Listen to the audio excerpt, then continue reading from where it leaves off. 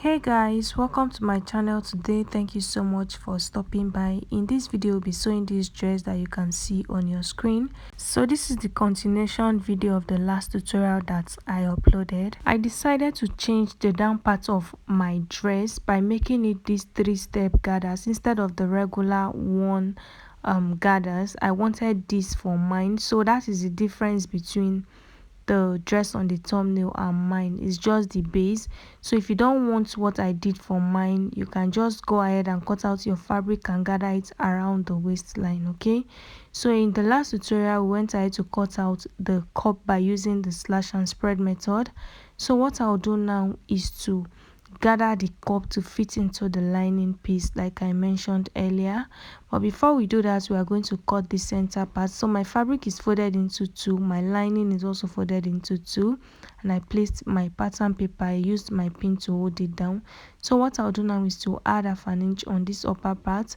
I'll also add half an inch on the base.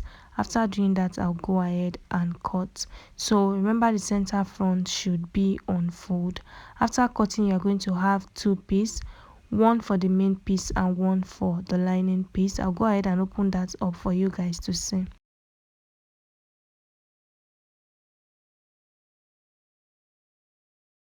I've gone ahead to cut out the back of camera. What I did was to add half an inch all the way around, except the zipper area, the armhole area and the side. Since we already have our stitching allowance and zipper allowance, I have 4 pieces, 2 main piece and 2 lining piece. Since we are not taking that for the back, I'll go ahead and pin the lining to the right side of the fabric, as you can see me doing, and I'll head over to my sewing machine to sew on all sides. So after sewing, turn everything inside out through the base. So for the cup, I went ahead to gather on the shoulder area, and I also gathered on the base of the cup. The gathers on the shoulder is fuller than the one on the base, so make sure after gathering it's going to fit into the lining piece. So I'm going to place the lining piece on the right side of the fabric, and I'm going to pin the shoulder area, making sure everything aligns. After that, I'll pin the neckline area and align everything together. Then I'll pin the armhole area also and align everything together. After doing that, I'll go ahead and sew all the way around, and I'll turn it inside out through the base. After turning it to the right side, I'll then stitch on the base all the way around so that the lining piece and the main piece will sit together. So go ahead and pin all the way around and sew, then turn everything inside out. I've gone ahead to do that, and this is what I have. So what I did was to top stitch on the base. Okay, make sure you are closing the armhole area, especially if you are not adding sleeves to it. Okay, so this is what I have for the left hand side and for the right hand side. The next thing I'll do now is to bring the under bust area. I'll keep the lining aside and work on the main fabric. So I'm going to pin the cup from that center, so leave about 1/4 of an inch on that pointed area, and then go ahead and arrange your cup and pin it. So this is why I used the pattern paper to cut out the lining piece first, so that it will fit into this cup area. Okay, after gathering, so you can see it fits perfectly.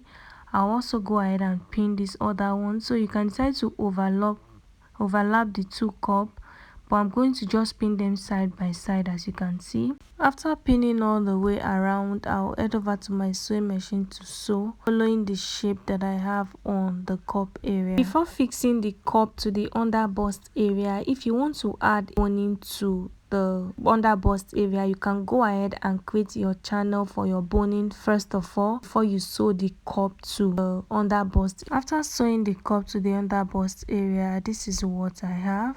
So the next thing we'll do is to sew the lining in place to cover the rough edges on the inside. So I'm going to place it, as you can see, and I'll follow the shape and sew on this end. Then I'll turn it to the other side and also sew. After sewing, it's going to look like this. So all the rough edges on the cup area is going to be inside the lining piece. So for the base of my dress, like I said, I wanted mine to be these 3-step gathers. So if you're not doing the 3-step gathers, all you have to do is to cut out your fabric and gather it around. But for me, I'm doing the 3-step gathers. So the length of my half length is 16 inches.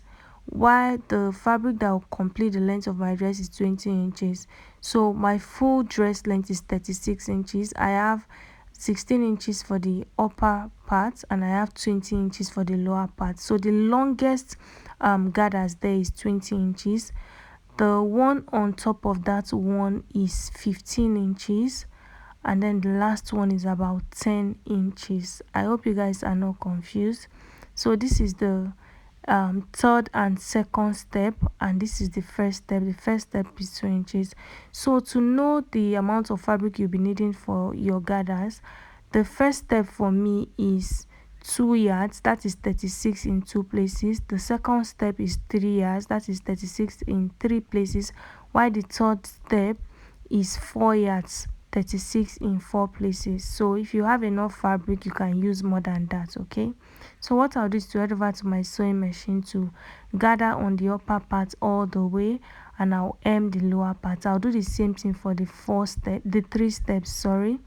So after doing that, I'm going to join the upper bodice front and back. Okay, I'll pin the shoulders, I'll sew, and I'll also sew the side using my stitching allowance.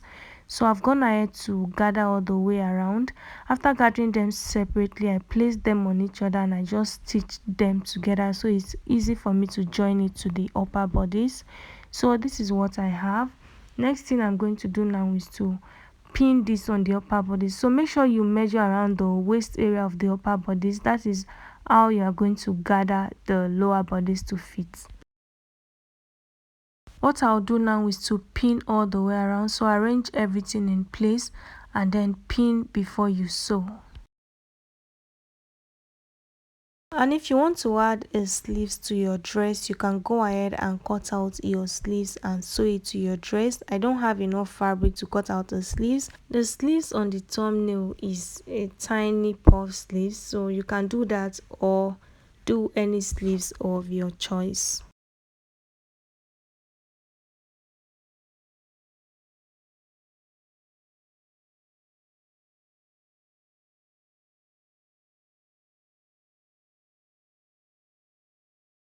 After pinning all the way around, this is what I have. What I'll do now is to head over to my sewing machine to sew using 1/2 inch. I've gone ahead to do that, and this is what I have. This is what it looks like on the inside. So if you want to add a lining to it, you can go ahead and sew the lining all the way, but there is no need for that. You can just overlock the waist area. Okay, so after doing that, I'm going to arrange the back together, as you can see, and then I'm going to use my pins to hold everything down from the upper part all the way to the base of the dress.